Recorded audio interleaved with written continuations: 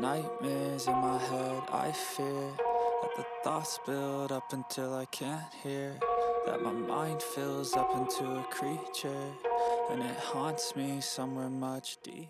Local 10 News safety alert. A Miami-Dade school's psychologist arrested and accused of heinous acts. Investigators say he sent out videos that show children engaging in sex acts. And when police arrived at his home, he barricaded himself inside a bathroom. Let's get right to Local 10's Leanne Motorhon live in Southwest Miami-Dade with the disturbing details. Leanne. We're talking about a child psychologist accused of possessing and distributing child porn. The raid that resulted in his arrest took place at the home right behind me. The school district says he is now fired. Good morning, Mr. Turner. 62-year-old Robert Lee Turner appearing in bond court Tuesday, visibly injured and wearing a safety smock. He's charged with 2 counts of distributing child pornography, 5 counts of possessing child porn, and 2 counts of resisting arrest. What's even more disturbing, Turner is a child psychologist specializing in patients with autism and was recently employed by Miami-Dade Public Schools. He was working with special needs kids, including kids with autism. Miami-Dade police say they received a cyber tip from the National Center for Missing and Exploited Children submitted by Instagram. Turner is accused of sending 2 videos to 50 users using his account Dr. Robert L. Turner, an account that has since been deleted by Meta. The same account allegedly contained 5 images and videos of children, the descriptions of which are too disturbing and graphic for television. Police say he described one of those videos in a comment as yummy. On Wednesday, police served a search warrant at his house, the signs of which are still evident by the broken front door. Police say Turner tried resisting arrest by hiding in a bathroom and prevented his hands from being cuffed. Police say he admitted the account was his to viewing child porn and even identified one of the images. No unsupervised contact with any minor children. Through the window of this vehicle parked outside Turner's home, we can see this Miami-Dade school's exceptional student sweater. The district tells Local 10 Turner was employed with them since 2017. And while he was not assigned to any one specific school, he was sent to schools throughout the district as needed. MDCPS calls the allegations against Turner disturbing and says he's been terminated and will never again be employed by the district.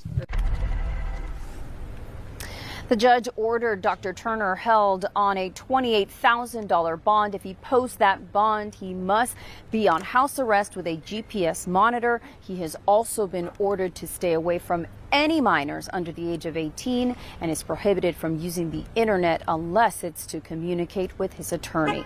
We're live in Southwest Miami-Dade. I'm Leanne Motorhon, Local 10 News. Very upsetting to hear all that. Leanne, thank you. I wanted to share this story because it was disturbing. Not only did this predator prey on children, but he preyed on autistic and special needs children. And he has been to several schools, so who knows how many victims. I can only hope that they come forward so they can get help and, you know, the parents who may have encountered him or know he was around the children to speak with the children just so they can get some type of therapy or help because, you know, I cannot even imagine, you know, having a disability, even having maybe a learning curve or a mental disability and not being able to express that you're being harmed.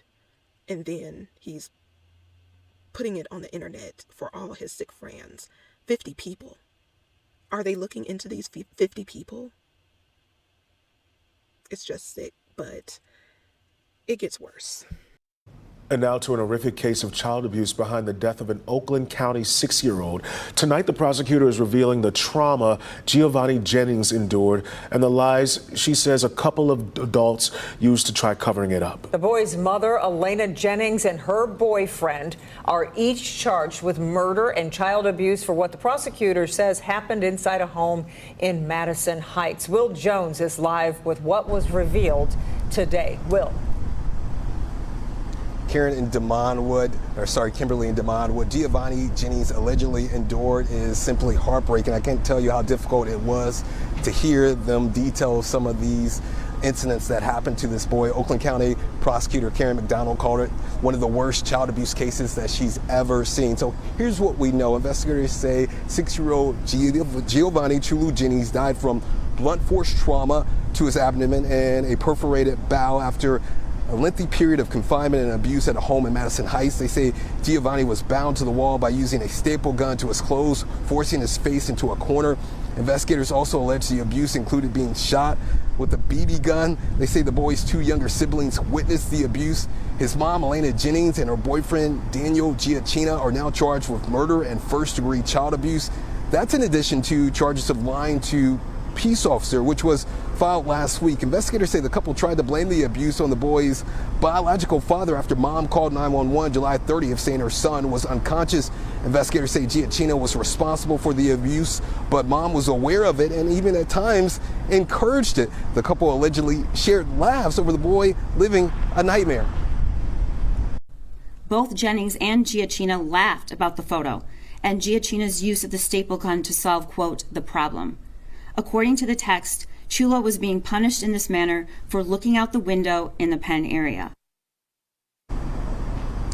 The couple was arraigned this morning and they were denied bond. Coming up at 6, we're going to talk to the boy's stepfather. He is devastated after hearing what happened today and some of those details. He had no idea that this was going on. So we're going to go into a little more detail about their relationship and his reaction to those charges. But for right now, we're live in Detroit. Will Jones, Local 4. Really just a horrific case. All right, Will, we appreciate it.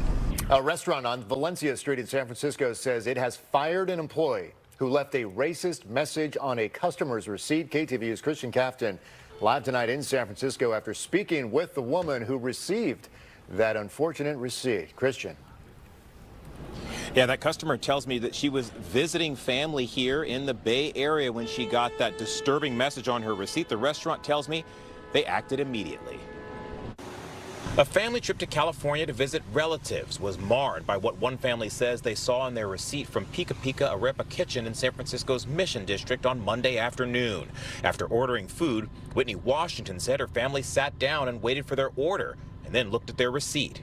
My daughter's actually the one who notices up in the upper right-hand corner that it says what it says. Here, the N-word. Washington and her family checked other customers' receipts and confirmed that they were the only ones in the restaurant whose receipt had the racial slur. We were the only Black people in the restaurant. She showed us her receipt, and in the same place where ours said, here, the N-word, hers only said, here. Washington said she returned her food, asked for her money back, and asked for an explanation. I pointed to the here N-word, and I said, do you know what this means? And he didn't say no. He answered with, I don't know how that got there. Washington said the employee took the receipt from her, but not before she was able to snap a photo of it. She also said when she asked to see a manager, he said there was no manager on duty. I am so glad that I can talk to you to clear this matter because it's totally unacceptable. At the restaurant today, a manager said she learned of the incident shortly after it happened and took immediate action. We fired the employee right away. I didn't know what is going on. She said the former employee had no explanation for his actions. And to top it off, she says when she fired him, he tried to turn the tables. Fire him, pay him in full, everything, and he was going to sue me. But I said, come. I have it in writing in the So he was upsetting you? Yes. Washington and her family flew home to Maryland following the incident. She says after considering what happened, she's more shaken today than she was when she first saw the slur. I know some people use that term culturally interchangeably. That is not a word that I use in my home. My children don't use that word. We don't call people that word. Nobody calls us that word. And San Francisco police confirmed for us this afternoon that they did receive a report about the racist message. At this point, it's not clear where that investigation will go from here. Washington, meanwhile, says that while she is shaken by her experience, she says she's also seen the beauty and diversity of San Francisco. She says when she was confronted with racism, she thought it was important to speak out and fight back. I'm Christian Cafton. We're live in San Francisco. Back to you. Now, this is something that has been going on because, like I said, you are existing, breathing, you're not bothering them, you're not doing anything. You're sitting up there trying to get something to eat like everybody else. And they are just so bothered by you. Have you ever sat back and thought why your presence does this to them? Like your presence, your look, the way you speak, it's with authority and all of that. You have to notice it, right? I think sometimes we get irritated by the disrespect portion of it, but I look at it as in, I affect you that much. I affect your energy, your cells in your body that much to make you act in a way that can cost you your livelihood, that will cost you your job, your money. And that type of power and control, they're supposed to be the intelligent, strong ones. But yet, my presence, I don't have to say anything. I don't even have to look in your direction. But my melanin and my energy stepping into a room affects you that bad. Crazy. But I don't blame her for not eating the food, because who knows? He could have put something in it. He could have done something gross and nasty. I'd do the same thing.